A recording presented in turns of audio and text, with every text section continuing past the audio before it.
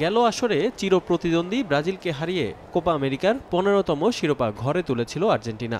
এবারও শিরোপা ধরে রাখতে কানাডার বিপক্ষে ম্যাচ দিয়ে নতুন মিশন শুরু করবে বর্তমান বিশ্ব চ্যাম্পিয়নরা। তবে লিওনেল স্কালোনির অধীনে গত কোপা সহ বিশ্বকাপ মিশন জয় দিয়ে শুরু না হলেও এবারের আসরটা জয় দিয়েই রাঙাতে চাইবে আলবিসেলেস্তারা।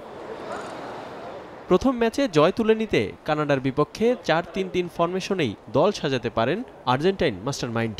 আক্রমণে মেসির সঙ্গে দেখা যেতে পারে আলভারেজ ও গনসালোকে, আর মধ্যমাঠ সামাল দিবেন ডি পল, প্যারাডেস ও ম্যাকঅ্যালিস্টার। দল এখন সেরা ফর্মে, তাই যে কোনো চ্যালেঞ্জ নিতে প্রস্তুত আর্জেন্টিনা। আমরা প্রস্তুত।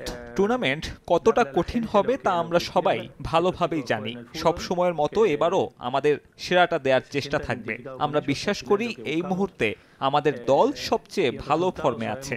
আগের আসরের মতো এবারের আসরটাও প্রতিযোগিতাপূর্ণ হবে, তাই আমরা যে কোনো পরিস্থিতি মোকাবেলার জন্য প্রস্তুত।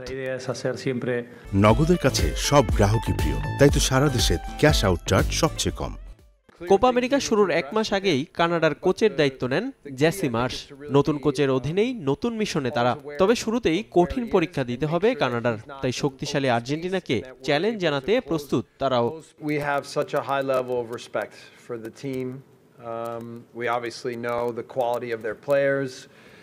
We've done a lot of preparation individually, but our players obviously know a lot of the qualities of their players.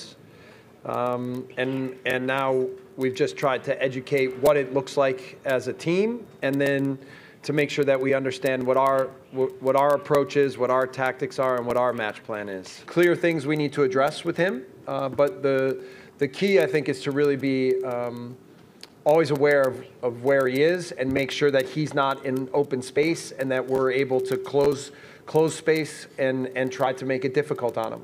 এবারের আসরে দক্ষিণ আমেরিকার 10 দল সহ মোট 16 দল নিয়ে দ্বিতীয়বারের মতো যুক্তরাষ্ট্রে অনুষ্ঠিত হচ্ছে আমেরিকার শ্রেষ্ঠত্বের লড়াই। রিফাতুল ইসলাম মিরন, সময় সংবাদ।